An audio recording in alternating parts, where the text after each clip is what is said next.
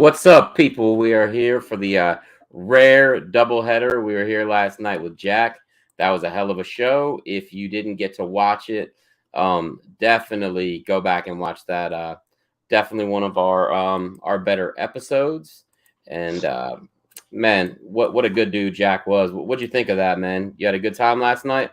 Oh man, I had an excellent time. It's like I had told Jack, like when we were in the studio after the episode ended, like that was the most nervous I had been for an episode, just because a guy like Jack doesn't come along very often, Um, and it was just awesome to talk to him. It was really cool to get his perspective on some stuff and to hear that he's taking this BKFC and this MMA thing like full force, serious. He's ready to rock. So Yeah, pretty awesome, man. Very cool. Hey, just so you know, Ben, at some point in the not too distant future, I too will be coming live from my boat. I just wanted to let you know that, man. One of these days, I'll be able to afford a boat, and I'll record from the boat like Jack did I last mean, night. he's the captain, bro. It makes sense, right? He's got the ship. I didn't even think about that. That's hilarious, man. But yeah, man, I'm excited about BKFC this weekend. But yeah, man, he got me pretty excited for his career. I liked it. I called him out on, what people are probably thinking, and I've seen it in the comments about the whole CM Punk thing. So, I wanted to ask him about that, man, because that's a real thing. Some people really do believe that it's just like a publicity stunt or whatever.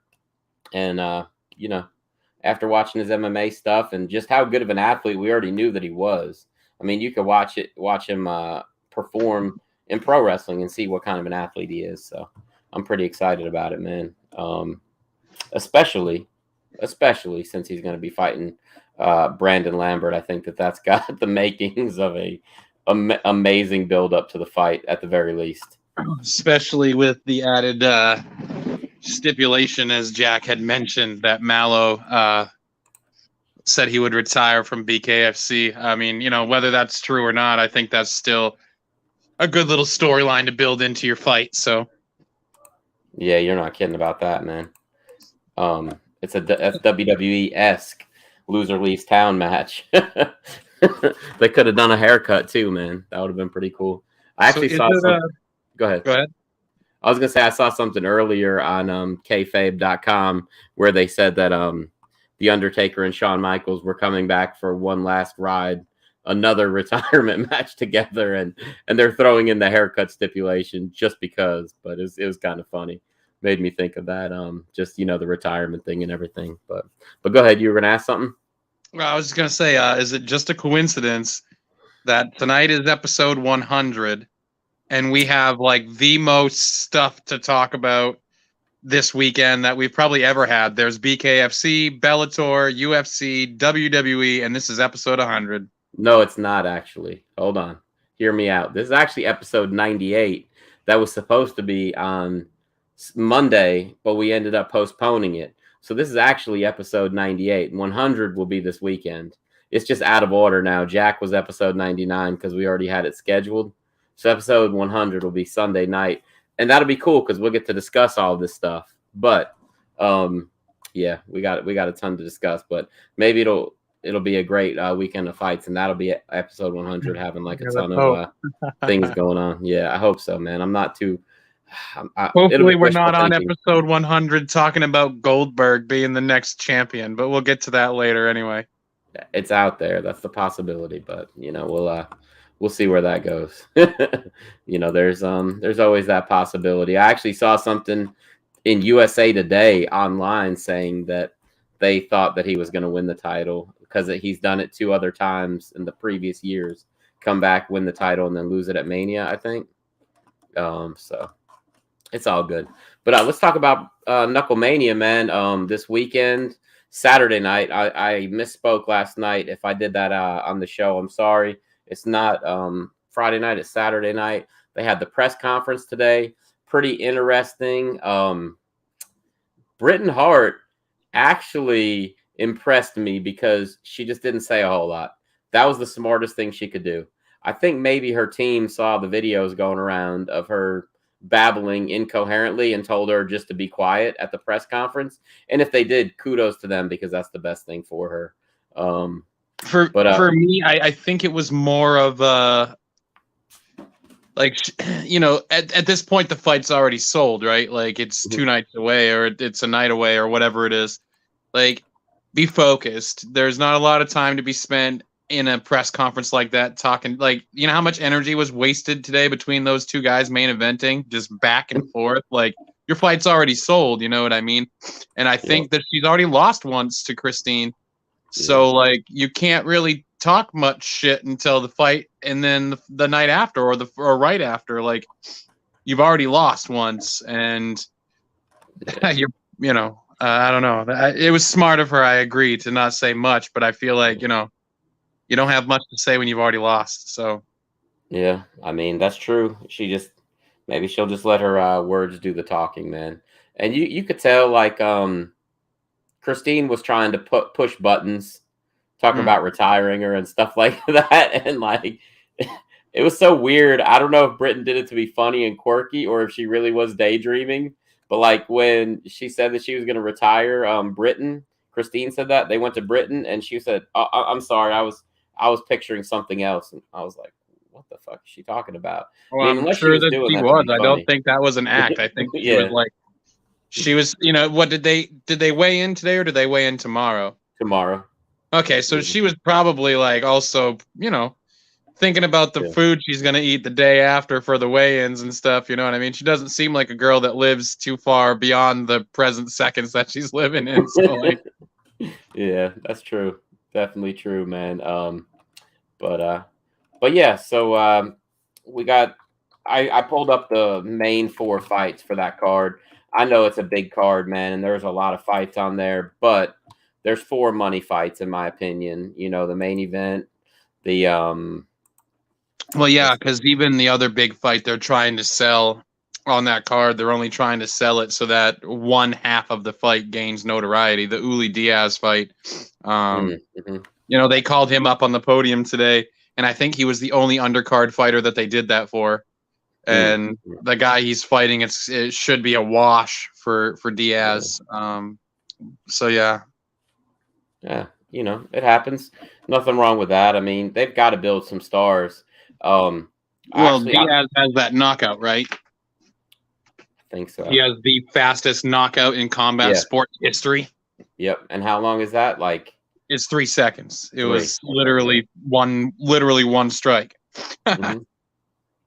Pretty badass, man. I've done that in the streets like 4 or 5 times, man. They just weren't recorded, so there's no history of it, but it actually did happen. But yeah, I got a couple 3-second knockouts too in laser tag. Laser tag. Bro, there I will tell you, I obviously not 3 seconds, probably like 4 or 5 in the UFC game, the one that's currently out, number 4. So I create my character. He's got purple dreadlocks and a brown beard. Okay. And I stand there. I don't move. And I give the person the finger. And as they come in, they think they're just going to walk up. And then I just kick them right in the face, like with just like a forward snap kick, kind of like a teep, but to the face. And a couple times it has knocked people out, like first shot of the fight. It's hilarious. So that's just one of those things. Also, the other day, in shocking fashion, I like to use Mackenzie Dern, and I was in the championship fight because, you know, you win 3 fights, then you go to a championship fight, or two and then a championship fight. I was fighting against Valentina Shevchenko because everybody uses her, and she started posing right in the middle of the fight, and I threw a head kick and knocked her out. That was pretty badass. But so yeah, I was proud of that one. But so the women's flyweight, I believe it's the flyweight title on the line. That's going to be Christine Misfit Faria versus Britain Hart. I'm going with Faria. And you know, the first time they fought, Faria won by TKO as a doctor stoppage. I actually think it will be another TKO, whether it's a doctor stoppage or a ref stoppage. I think that Christine wins this fight. And look, Britain's tough. There's no taking that away from her. She could take a freaking ass whipping. Some people are too tough for their own good. I don't think she'll get knocked out cold. I just think that she'll start taking an ass whipping. maybe even get a standing 8 count or whatever. But I think that Christine does finish her, but I don't think it'll be a clean knockout. I just think it'll be Britain just can't continue, wobbly, cut up, whatever it may be. Probably in the second or third round, I would guess. Probably the third round. I'm going to go with Christine as well, but I feel like the biggest mistake that Christine will make is underestimating Britain Hart, because it's like you said, she's very tough, maybe too tough, maybe like too tough for her own good. Yep. But I just don't want Christine to walk in and think that it's going to be an easy scrap. But I do agree with you. I think Christine will be able to get the TKO finish here. I think that she's just bigger, faster, stronger. And I think that'll help her here. Yeah, honestly, man. And, I say this because I truly believe it. She's almost becoming like the cyborg of BKFC. Christine is. And that's going to end up hurting her in the long run, because I don't feel like besides Britain Hart, there's going to be a whole lot of people signing up to fight her. And I think after this fight, when she wins the title, it's going to be hard for her to find fights. Kind of like how Cyborg was like in Strikeforce and, somewhat in the UFC, where there just wasn't a whole lot of competition for her because, people don't really want to fight her. And I think that that's going to plague her. I think it's already plaguing her. That's why they brought in a boxer last fight who had never fought BKFC before. The fight before that, I can't remember who it was, but she fought again. Like, they keep bringing in like outside people because I don't think people under contract at the moment really want to fight her besides Britain Hart does. You know what I mean? And you see that Taylor Sterling hasn't called her out, and Taylor Sterling's 3-0 in BKFC, but you don't hear her say, "Oh, I want to fight Christine Faria next." You know what I mean? Even though that's the big fight there, so. Should be interesting. And like I said, I don't take anything away from Britain Hart. I think she's got a great chin and she's got a good jab. Those are two things that nobody can take away from her. Besides that, I mean, she's not the most technical. Her defense isn't great. But she stands behind that jab. She can make this into a fight. I believe that. But the featured fight is going to be this guy. They were talking about him earlier, Joshua Alves. He goes by Fames against Chad Mendez. Apparently, Fames is a musician of some sort. Does he rap, Ben? What does he do? I've never heard of this guy before in my life, whether through his boxing, his BKFC, or his hip hop, or what his music career. I've never heard of him. Yeah, me neither. I was like, he's a music artist? What in the world? Let's see. I'm gonna pull up his YouTube music just to see what I don't even know. Okay. I mean, he's got a few right there. He kind of looks like an R&B singer. I'm gonna be honest with you. I would guess he's R&B, but I really don't know without playing it. I don't want to get flagged, so we'll check that out later. But yeah, I've never heard of the guy except for BKFC. He's got a real fast knockout in BKFC. I think 2 fights ago. I think that was his first fight in BKFC. He knocked out that one guy with the crazy hair. But he's like a R&B hip hop guy. I just muted the mic so I could listen to it real quick. Yeah, not something I'd listen to, but right. That's cool. So yeah, 2 fights ago, he won by a really quick knockout. In his last fight, he lost by a unanimous decision. I think it was like 50-44 on most of the scorecards, 50-45, 50-44, 50-43. I don't know. He lost pretty bad though. So what happened was, Ben, and this is one of my pet peeves in fighting, and I know that you've seen this before. He went out there and he knocked his opponent down. Then all of a sudden he got a swag about him like he was just a world beater, and this dude started kicking his ass. The first 30 seconds, he fought one way, knocks the guy down, and then after that, he was walking around with the swag, and he's the man and all this other shit, and then starts getting clobbered, gets knocked down before the round ends, and got knocked down a few more times before the fight was over. I'm going to go with Chad, man. I originally wasn't going to go with Chad just because I know it's a whole different ball game for him, but after watching this guy fight, I mean, unless he knocks Chad out cold in the first round, I think Chad will win this fight without a problem. And I know Chad hits hard, man. We've seen that. It is at 155, though. Is that correct? I mean, I assume so, dude. I don't think the Yeah. Chad Mendes I saw sitting on the block today was 145 pounds. Yep. Yeah, I don't think so either. I'm gonna look that up real quick. I'm pretty sure I read that it was at 155 though, or whatever their lightweight is. But how do you feel about this fight? I think it's an easy fight for Chad to lose, because, like you said, it's a whole different ball game. It's not the same as MMA.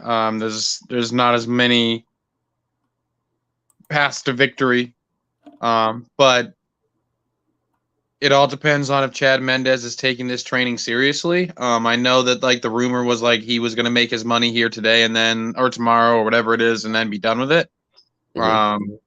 So it's depending on how seriously he takes it. But I think Chad's going to win. I think he's big. I think he's strong. It's like Jack said last night. We've seen the development in his stand-up skills just since his time in the UFC. He stands behind that left cross really good. And I've not that me knowing who someone is in the fight game is like imperative to whether I think they're going to win or lose, but I've never heard of him, and you just said that that he's shown nothing that you think, essentially that there's nothing that he can bring to the table that Chad hasn't seen before, even if it's inside of a ring. I just think they brought Chad in to make some noise and build off a name, and I think that that's exactly what's gonna happen here. I think Chad's gonna get the win here. Yeah. Hey, they're fighting actually at 148. So Chad probably has a little bit of weight to lose. That's according he looked to huge. he did. Maybe I'm just wrong, but he looked huge. No, he definitely looked pretty big. I totally agree with you, man. But he's got 2 days. He's a wrestler. He can lose weight pretty quick. What we got here?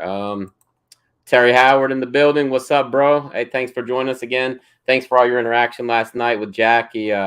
We appreciate it. He seemed pretty tickled about that, and you never know if that crazy Englishman's going to call you up to go to the Bare Knuckle Hall of Fame, man. He said he'd take you up on it. So, but yeah. So for that fight, like I said, I think Chad Mendes will win. I actually think Chad Mendes could finish him. Only because he took a lot of punishment in that fight, the one that I watched today, his previous fight. But for the women, we talked about the women. The next fight is the Luis Palomino fight. Palomino is fighting Martin Brown. That's for the lightweight title. Man, that's gonna be a pretty good fight. Brown is tough, man, but I'll let you go ahead and talk about that fight if you'd like. I've talked about Luis Palomino before and how absolutely wild that guy is and how I love his style, and he's had some wars with Justin Gaethje. And then he came into BKFC. He was one of those dudes that when you don't have to worry about the takedown or leg kicks or whatever, you can focus on what you're really crisp at, which is his stand-up, his boxing. And he's just obliterated pretty much everyone he's fought in BKFC. 5-0. Yeah. The guy's an animal. And again, not that it's imperative that I know who you are in order for you to stand a chance, but I don't know who Martin Brown is. I don't even really know if I've ever seen any of his BKFC stuff. But I definitely know who Luis Palomino is. And I've seen almost all of his BKFC fights, and I've seen several of his MMA fights, and the guy's an animal. And I just don't think it changes here. I think he goes to 6-0 and proves why he's the baddest guy in BKFC. Yeah, for sure. I agree with that. Definitely. Man, it's crazy too, because when you mentioned that, and then I realized Luis Palomino was the guy that had fought Justin Gaethje several times, which I just didn't realize they were the same person, honestly, because he's so far removed from his MMA career. in MMA, he was a wild fighter, like you said, man. He was a maniac. In BKFC, he is so disciplined. He's got great skill, man. I mean, he hits like a truck, but he is a very technical fighter. But like you said, man, when you don't have to worry about the takedowns, you don't have to worry about the submissions, you can focus on actually punching. And man, it's definitely helped him out. I think, like you said earlier, I believe what you said was that they said he was number one pound for pound right now. And, that's a big accomplishment because they have some great talent in BKFC and in bare knuckle as a whole. But, yeah, well, man. I mean, like, for instance, Palomino has wins over Elvin Brito, which is a current champion at a different weight class, right? He's welterweight right now. Isaac Valley Flag, Jim Allers, Yeah. Tyler Goodjohn, and Dat Win. Like, the guy just, man. And Dat he's Win literally was owned everyone since he came into BKFC. Yeah, and Dat Win was the one weight class below whatever that is. He was the champion at that weight class, got into a contract dispute, vacated the title, and then just decided to come back and fight against Luis Palomino. So that's another current, or well, would-be current champion. He had beaten the guy Johnny Bedford. Johnny Bedford, exactly. I was going to say the guy from UFC that's in BKFC, but that could have been about 20 or 30 different guys at this point. So yeah, I think Palomino wins. I think Martin Brown's kind of tough. I see Palomino just piecing him up all night and getting a 5-round decision right here. I wouldn't be shocked if he knocks him out, but I'm going to go with a decision on that one. And then Ben, go ahead and talk to us about the main event. Ben is going to talk to us about the main event in one moment. Maybe he got a hairball. I'm not sure, but he's on mute. The main event, though, is Julian Let Me Bang Lane versus Platinum Mike Perry. Mike Perry actually had the platinum hair today. Pretty crazy. You all right, Ben? Do we need to call Lifeline for you or something? No, I'm good. Ben was falling and he couldn't get up. But yeah, talk to us about this main event, man. Both former UFC fighters. This is a fight that I've bounced back and forth on several times this week. Mike Perry, obviously, as we all know, has fought great competition throughout his career, whether it was, in the UFC or in boxing. He had a pretty good, solid boxing career. He's had his ups and downs and his wild moments, but Julian Lane has been in there in BKFC before a few times. He went to a decision with Thiago Alves, which, man, that in itself is fucking insane. Because we know we've seen how hard Thiago Alves hits. So on one hand, you've got the experience factor with boxing and with his UFC and MMA career in Mike Perry, but you've got the experience factor and a guy who's been hit with no gloves before and hits with no gloves in Julian Lane. I think this is about as equally matched as you possibly can get between two dudes in the BKFC ring. I'm not picking first. I'm making you pick first. I think I already know who you're picking anyway. Well, first I want to say that who the fuck calls Julian Lane Night Train? I never heard that nickname. He's always been Let Me Bang Bro, in my opinion. But apparently, Night Train was his nickname when he came into the Ultimate Fighter. Got you. Okay. Well, that's old news, man. We don't need that. Anyway, I am gonna pick Julian Lane, but I'm gonna put a caveat on that. And here's the thing: these are two of the most emotional fighters I've ever seen in my life. This is like putting two guys that are like on the cusp of a nervous breakdown into a ring to fight each other. Because I feel like both of these guys are like one bad day, one push, one smack, away from like flipping the fuck out. You know what I mean? So I think that this could be interesting. I think the Lane will win. I'm not sure that he knocks Perry out, but I think he actually will knock Perry out. I think that Perry is going to have a hard time adjusting. And also, I mean, I think that he's kind of underrating he's underestimating, excuse me, Julian Lane. I think that Julian Lane hits like a truck. I think Mike Perry does too. But like you said, man, he's been here before several times. He's been there basically since the beginning of the operation of BKFC. And, if it turns into just a straight up slugfest, I think that Julian Lane will get the best of it, man. Yeah. I think Mike Perry will let him bang, and I think that that's going to be a mistake. Yeah, that's what I'm going with. All right, you know what? I'm going to pick Mike Perry. Okay.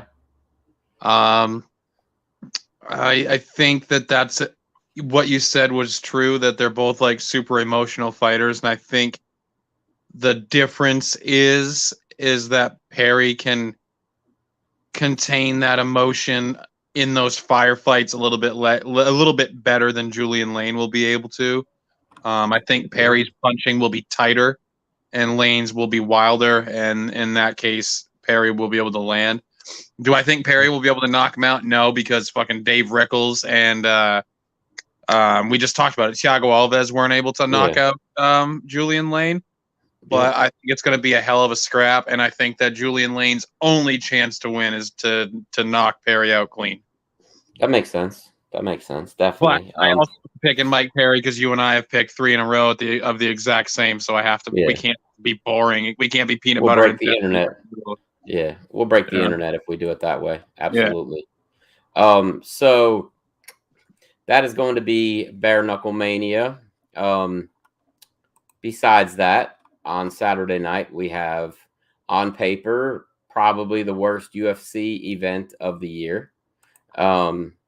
Unfortunately, the main event got scrapped. It was supposed to be. Was this supposed to be Dos Anjos? Yes, and Physio. And exactly. Unfortunately, so instead we're going to be treated to Johnny Walker versus Jamal Hill as the main event, and Kyle DeCoste versus Jamie Pickett as the co-main. Like I said, man, this is a card that is not very well put together, in my opinion. I hate it when the UFC tries to go top heavy, because it seems like when they do that, it always falls apart for them. And then we get stuck with, crap like this. But, early in the night, I was telling you earlier, man, I'm a big fan of Jessica Rose Clark. I think she's awesome. I think she's good for the sport.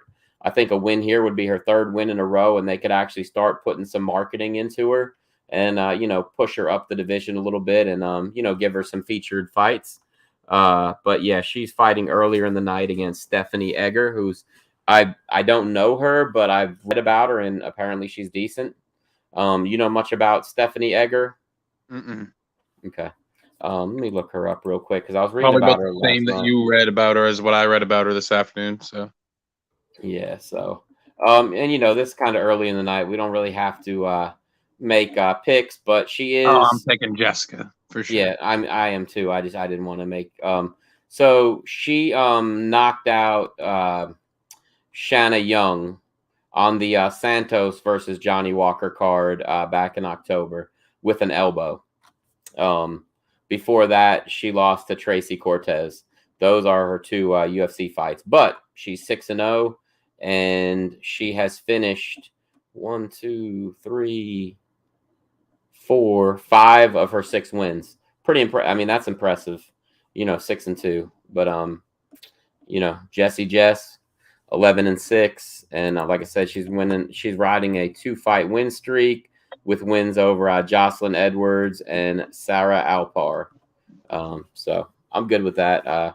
I'm cool with that, man. Hopefully she can give us some nice performances like her win over Paige Van Zandt and Beck Rollins, and continue to impress, man. I think, like I said, I think she's good for the sport. I think that she could be a star. And she's got a great style, in my opinion. So, but yeah, did you want to say anything about this fight or the next fight, the David Onama versus Gabriel Benitez fight? No, we can just go right into the main card. Okay. Cool, man. All right, so yeah, we'll go from the bottom to the top. Abdul Raziq Al Hassan versus Joaquin Buckley. as I said to you off the air earlier, Joaquin Buckley, man, after that Matrix shit that he did 2 years ago, it's kind of been a disappointment, man. And Abdul has too, really, like you countered with. But I'll go first in this fight if you want me to. I'm going to go with Abdul only because I think like Joaquin, almost like he peaked just way too soon. He's like the guy who was the star of the football team in junior high, and then when you got to high school, he just wasn't like very good. He couldn't keep up with the growth of the other varsity players. That's the way I feel about him. But go ahead, man. Two things about this fight. Joaquin Buckley has the Detroit survival. The guy that blew up on TikTok, that has like the gloves on, and he shows you how to protect yourself from guns, and it's like a self-defense thing. And no, but I definitely will check it out. All right, well, he's got this guy who's like a fucking social media icon right now in his corner. And my thing with Buckley is I don't think he peaked like too soon or whatever, but I think that knockout gave him more shine than he should have gotten. More shine than he, I don't want to say deserved, but he's not at a level. Huh? More than he needed.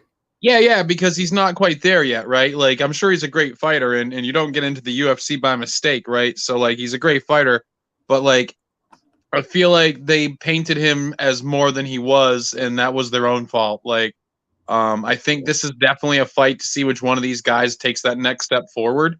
For me, I think that the longer this fight goes, the better it is for Buckley. If Buckley can avoid getting knocked out early in the first round, then this is going to be his fight to win.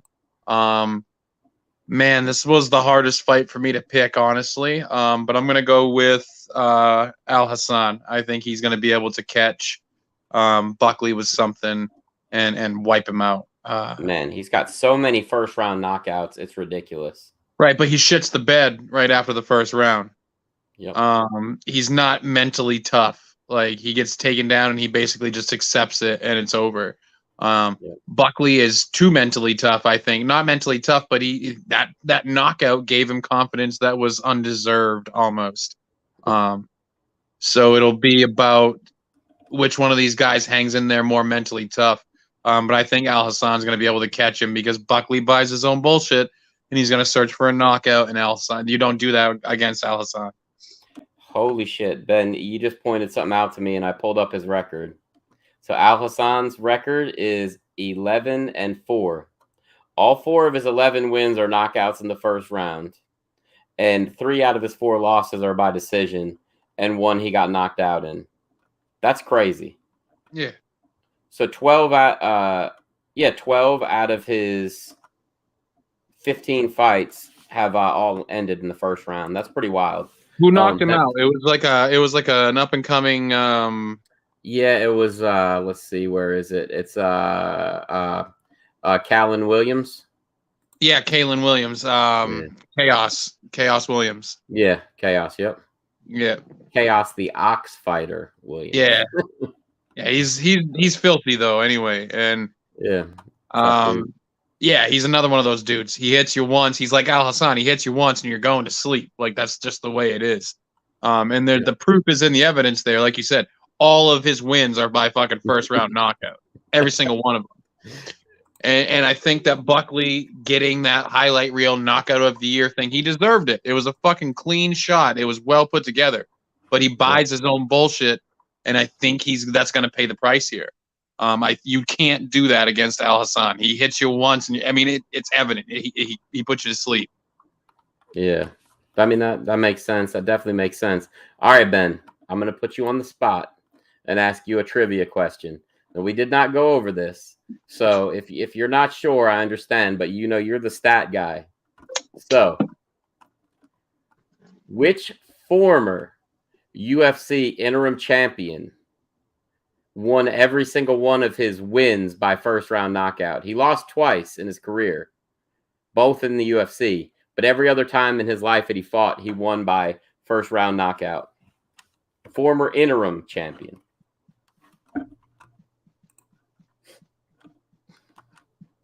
You want me to give you one more hint? He's a heavyweight.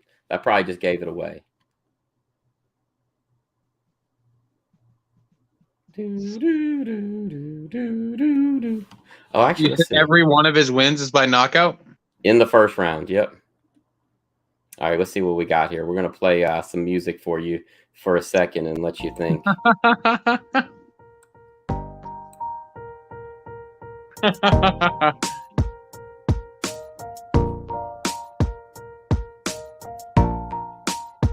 All right, Ben, your final answer. Interim UFC champion, 2 losses in the UFC, you said? Yep. Heavyweight. When I tell you, you're going to be like, what the fuck, man? You ready? Go. Okay. Hey, I'll give you one more hint. He almost unified the titles with a first round knockout, but the person survived, came back, and choked him out in the second round. Now you should really know this. Oh, Shane Carwin. Absolutely. There you go, man. Yep.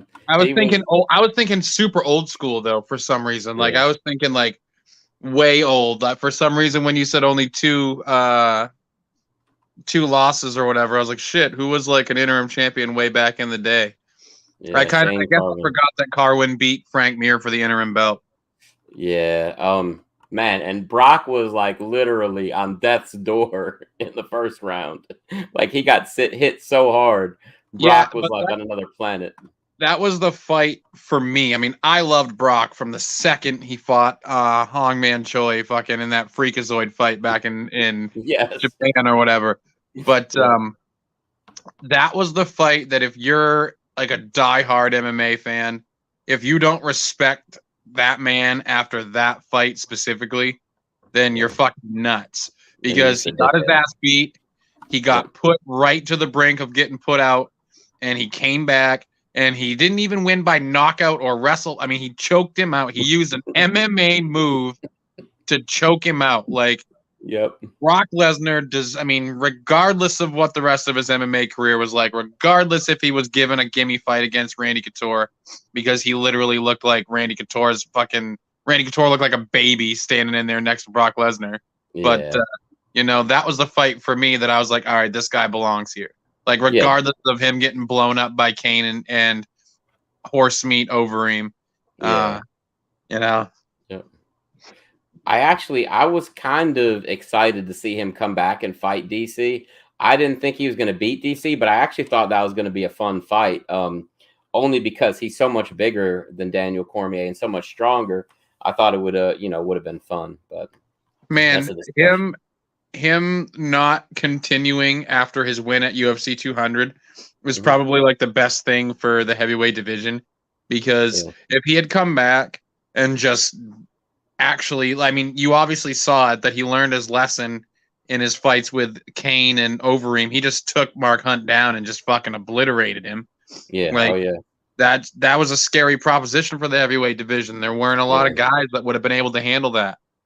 Yeah, but also it's good for him too, man, because he went out on a high note. That's one of until he popped the steroids, but that it's like revisionist history. The steroids. Yeah, we don't need to include that detail. So, anyways, on to the next fight. Yeah, for real. Go ahead, man. Jim Miller versus Nicolas. Yeah, Mata. Yeah, man. I'd love to pick Jim Miller, and as a matter of fact, I think. I'm picking Jim Miller. Just gonna throw that out there. The last time I picked against Jim Miller was his most recent fight, and I'm pretty sure he submitted that guy, didn't he? He did. But I'm gonna let you look it up because you're gonna be quicker than. Yeah, I'm looking up Mata, and I'll look up Jim Miller's last fight. But I'll look up Jim Miller then.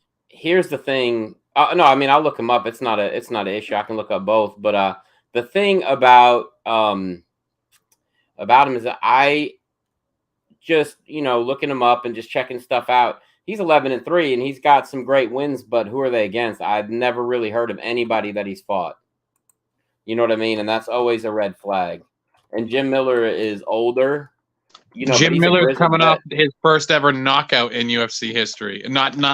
His first ever knockout. Yeah. Okay. Eric. He one punched that kid. Remember? Yep. Yep.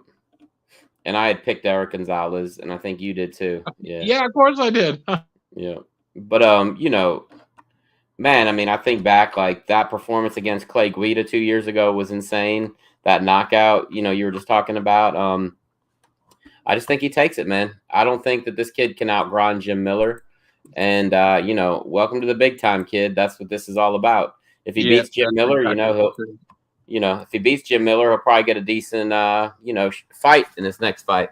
But if he loses, you know, Jim Miller sticks around and fights the winner of Donald Cerrone and Joe Lozon. Yep. No, I'm kidding. I'm kidding. Maybe. He already fought Possible. Donald, didn't he? I don't think he fought Donald. I thought he fought Joe Lozon already. Did I'm he pretty fight sure him? Donald head kick knocked him out. I'm pretty sure. Okay, maybe a while back. Yeah, he did. Man, that was 8 years ago. Wow, almost 8 years ago. So, it's time for a rematch. I swear, like, you know, And he there's fought some. Joe Lozon in 2012, 20 years ago, or 10 years ago. I mean, Jeez. Yeah, that's 20 years crazy. ago, 10 years ago. It could have been 20 years ago, and we wouldn't know. I mean, you know, there's a couple of legendary fighters in the lightweight division, and I'll pick you Jim know, Miller. Fuck it. yeah, you got to, man. You got to give it to him. This next fight, I didn't know a whole lot about both of these guys. Knew a little bit about them, but Alan Baudot, is that how you say it, Ben? Badeau. Alan Badeau. Okay, there you go. Versus Parker Porter. I looked into him, Parker watched a little bit of Porter. stuff. Parker Yeah. Porter. I looked at a little bit of stuff, read some stuff, watched some video. I'm going with Parker Porter. What about you? You're going with him Parker too? Porter made his debut. I want to say it was against Chris DeCoste, and he was a late replacement. I want to say, and he got beat.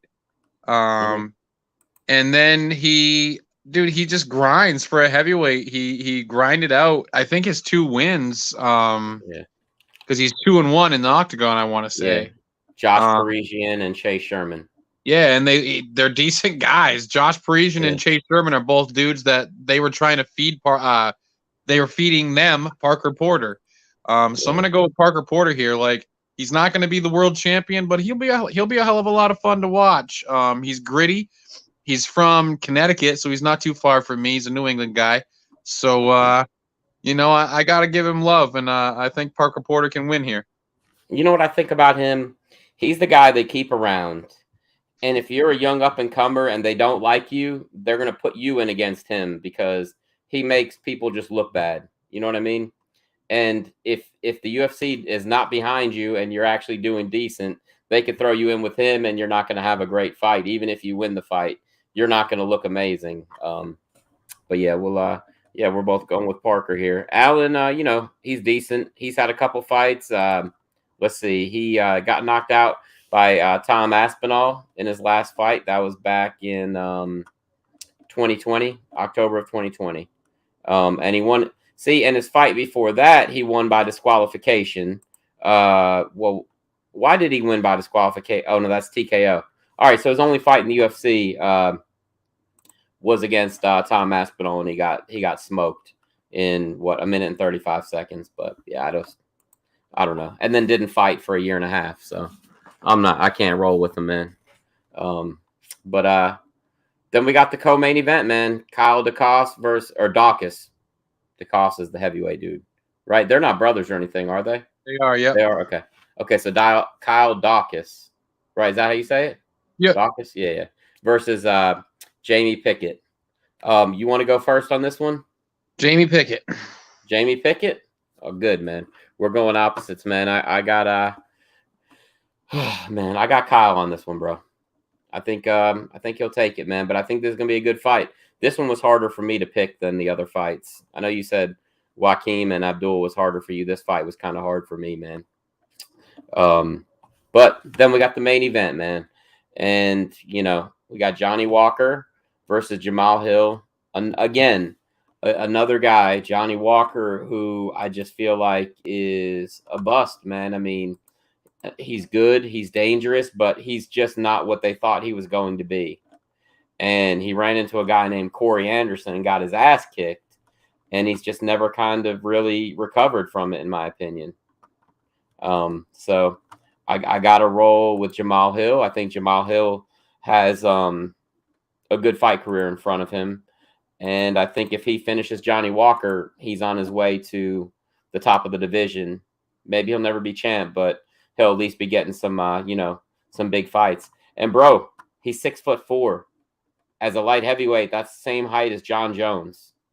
That's important, man. He's a big light heavyweight, right? Yeah, light heavyweight. Yeah. So I'm impressed with him, man, and he's got that power, bro. He's knocked out several people. And his one loss was that one fight against Paul Craig. And yeah, but that was a clean loss. He just was stupid. Yeah, absolutely. I mean, he was in guard and just got his ass kicked. But I think he learned from it. Two things you don't do in the light heavyweight division, right? It's put your chin out against Thiago Santos and fuck around in Paul Craig's guard. Yeah, like those are the two things you don't do in that division, because you ask fucking anybody that gets down there. That's what Paul Craig does. If he doesn't submit you with a triangle choke, he doesn't win the fight.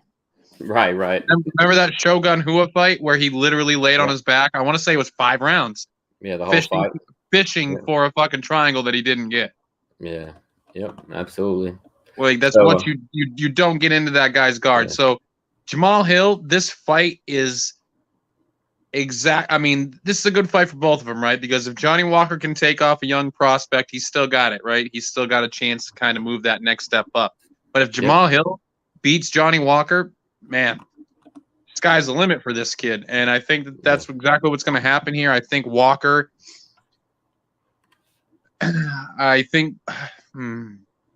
don't want to say Walker's a bad fighter because he's not. He's an excellent fighter. He's a great fighter. He's got some great skills, but I think he can make a mistake here, and Jamal can catch him, and be. I think it'll be a fun fight, but I'm going to go with Hill.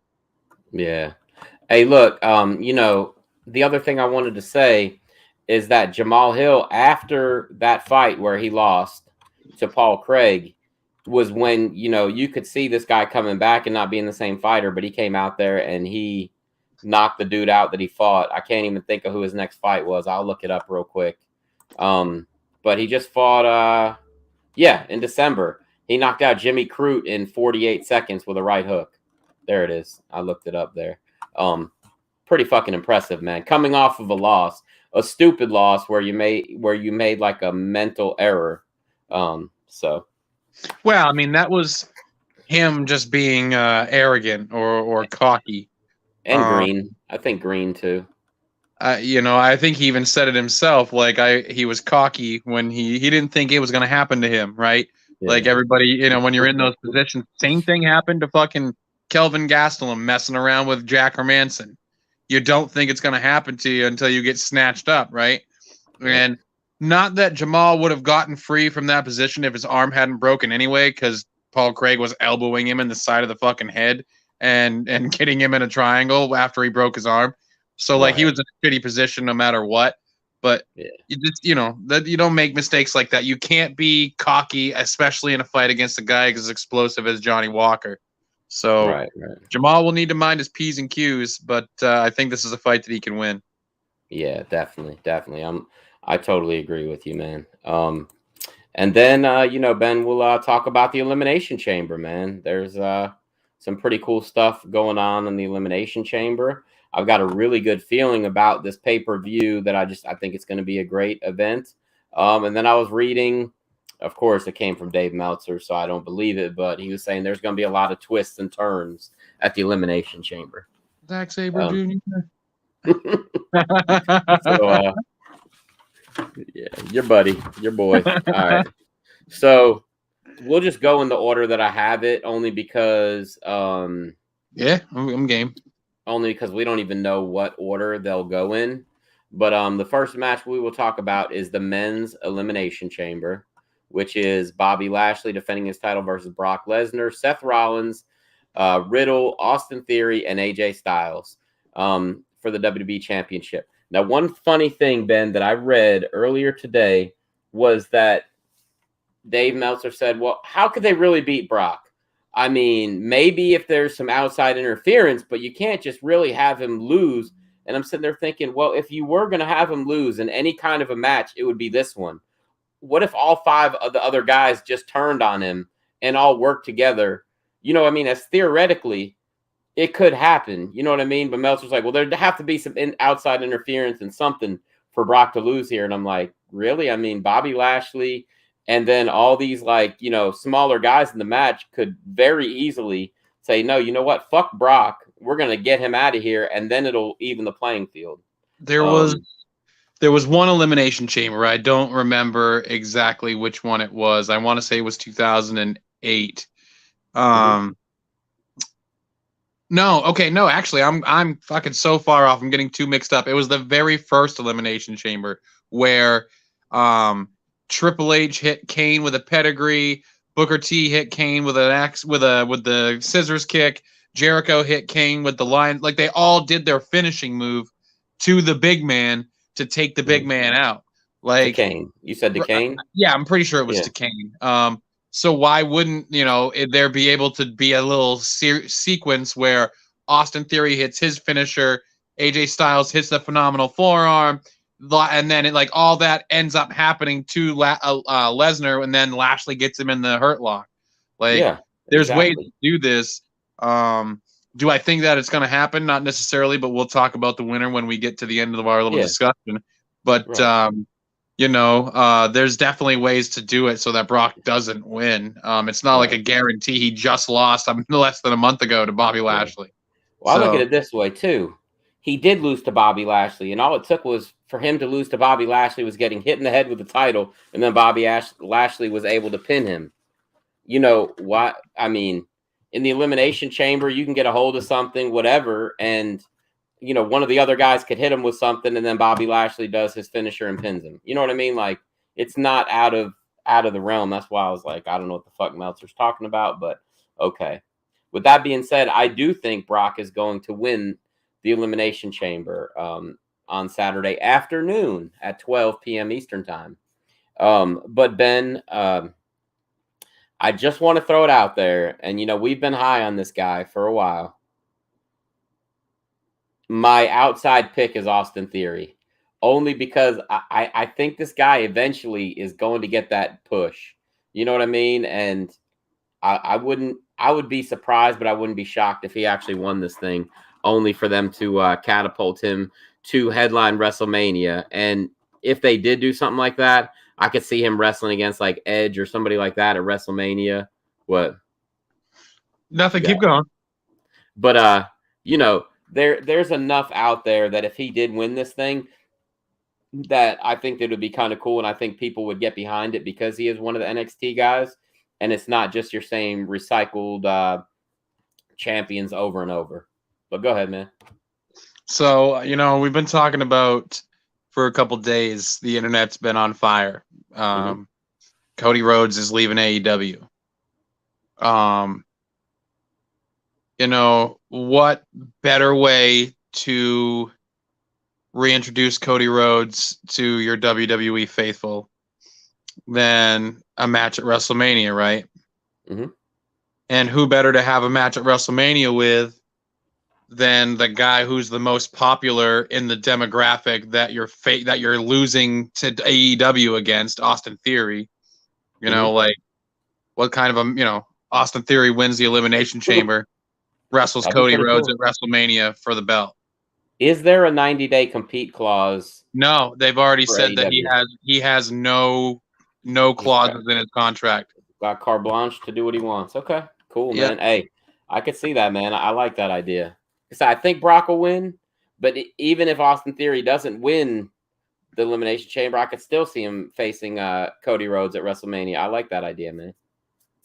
I do. Because, you know, Cody, the reason why Vince is so hard on for Austin Theory is because he's the most high, like, when he's on TV, people in the demographic that they constantly lose to AEW in, they're not like switching over from AEW to WWE, but they're watching TV when Austin Theory is on TV. You know, the 18 to 25 or whatever it is that they're looking for. those people are watching TV when Austin Theory's on. That's all I'm saying is like, He you could probably definitely, looks like him. you could definitely paint the picture. But I think with that being said, I picked him for Royal Rumble, so I'm gonna pick him here. I'm gonna pick Austin Theory. God, I hope so, man. Hey, look, I'm all for it, and I hope that he wins it. 100%, man. I would love to see it.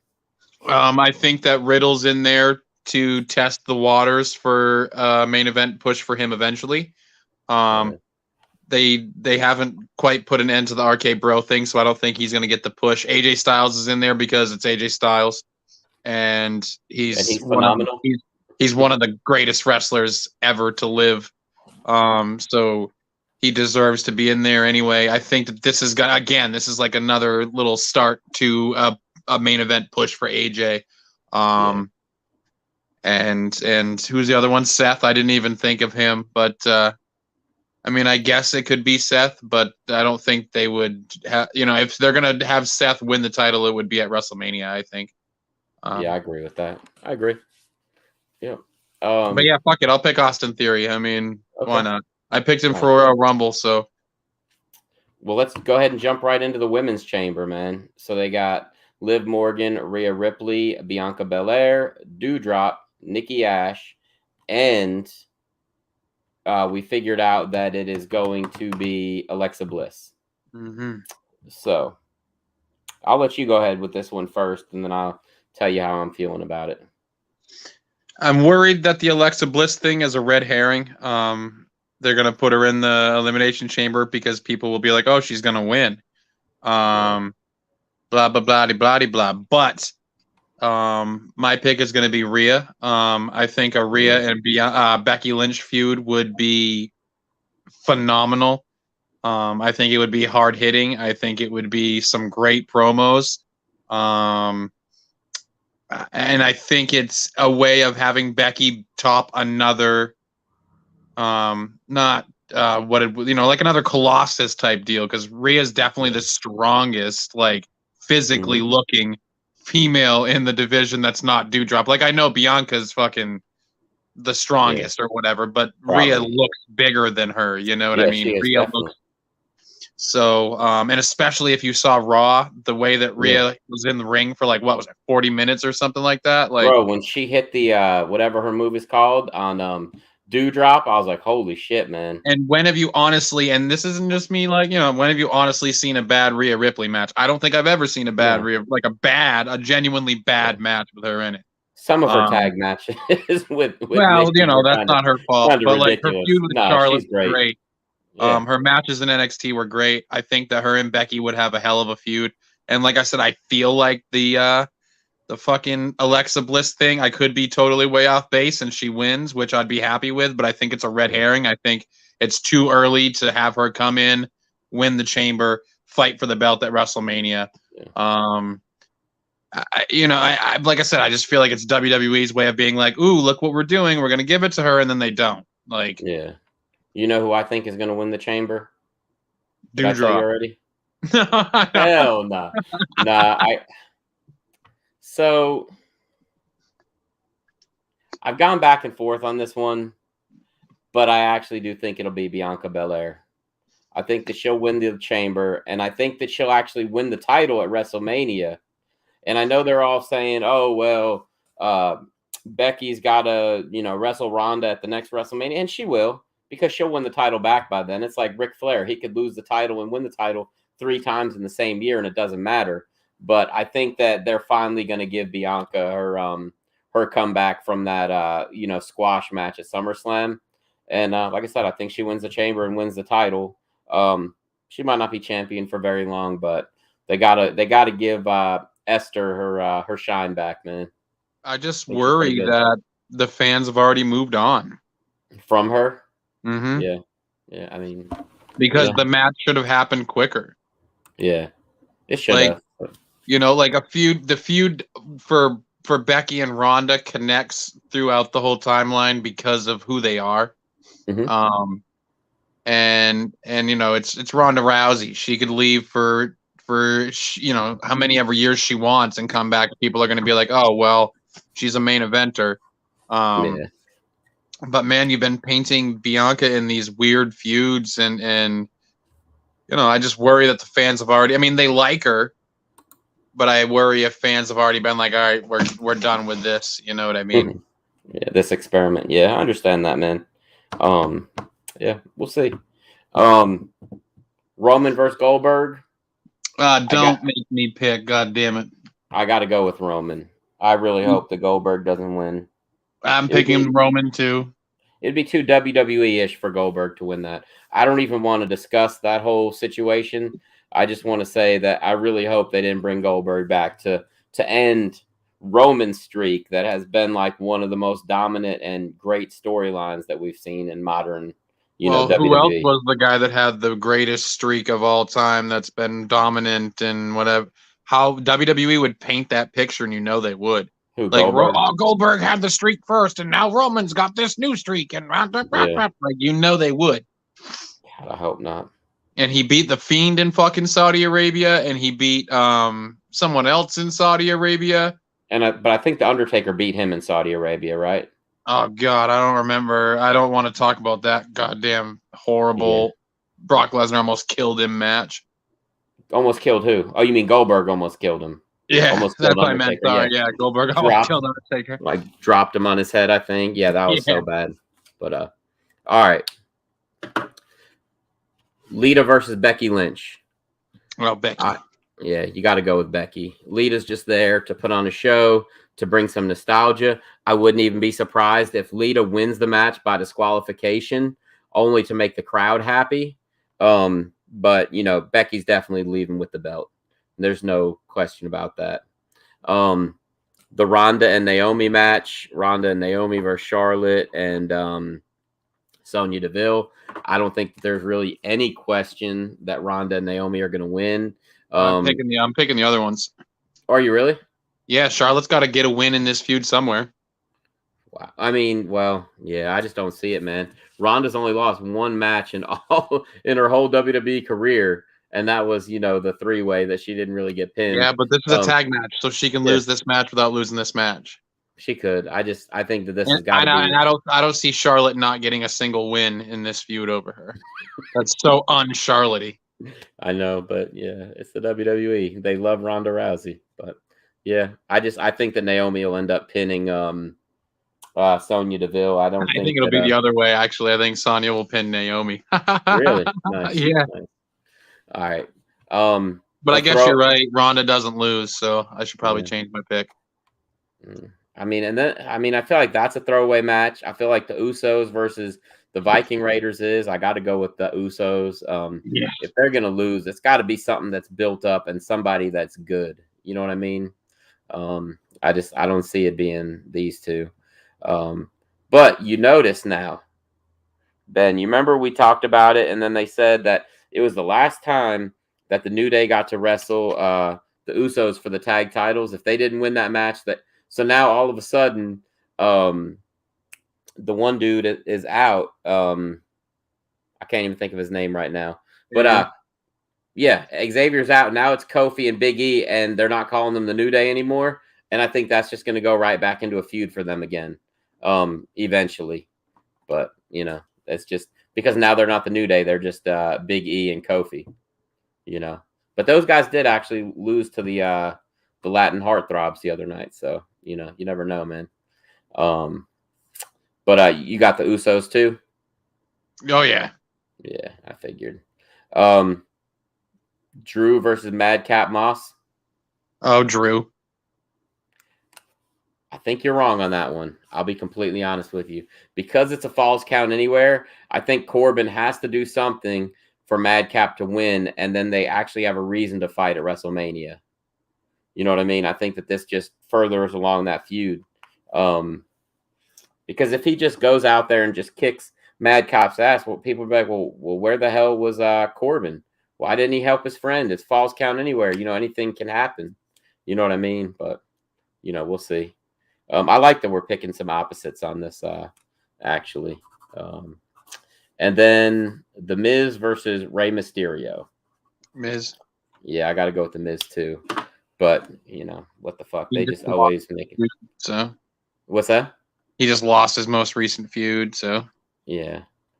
And then he beat Dominic Mysterio and then lost to him the next week, which 50-50 booking once again. Good job, WWE. We love it. But anyway, I think like I said, I think the Chamber will be good, man. Anyway, I think that's everything for the weekend. There actually is a PFL card, but you can only get it if you have Fubo Sports. It's called PFL Contender Series, and there's only 4 fights that night. I just found out about it today, which is kind of tomorrow. strange. We have Bellator on Saturday as well. Yeah, so kind of strange, but we have Bellator, anyway. Neiman Gracie versus Logan Storley. Yeah. I mean, what are your thoughts on that? I'm not even going to pick anybody on the Bellator card. That's a bounce back fight. Neiman Gracie's probably going to pick up the win here. Storley's good, and he's on a tear, but I don't think he's fought the same people that Neiman Gracie has. So. Right. That makes sense. Anybody else good on that card fighting? Adam Piccolidi's fighting, and Piccolidi's good. There was another really decent fight. Saeed Soma and who's he fighting? The main card for Bellator is actually pretty good. There's some decent scraps on it. I just can't remember them all because there's so much going on. All I'm going to say is Saturday, I'm definitely going to focus on BKFC and WWE. UFC and Bellator are going to take a back seat that night because I feel like BKFC and WWE are putting on the superior products, and WWE is on by itself during the day, and the other 3 events are on at the same time. So, with that said, I'm sure you're probably in the same boat. But anyway, anything else you wanted to discuss before we get out of here? I don't think so. Big weekend ahead for, like we mentioned a couple times here. We got a big weekend ahead. Lots of exciting shit going on. You and I have got some cool stuff in the pipeline that we're going to be releasing soon. Absolutely. You know, it's fun right now. We're in a fun time and we're moving forward, so it's pretty good. Hell yeah. And if you're watching this and you have a friend that's a fighter or you're a fighter and you want to jump on here, send us a message, man. We'll see if we can work something out. So on behalf of my boy, Ben the Stash Doucette, Senor Benjamin, I am Will. We're the Fight Gods, and we will see you on Sunday night with some results and opinions. Take care, guys.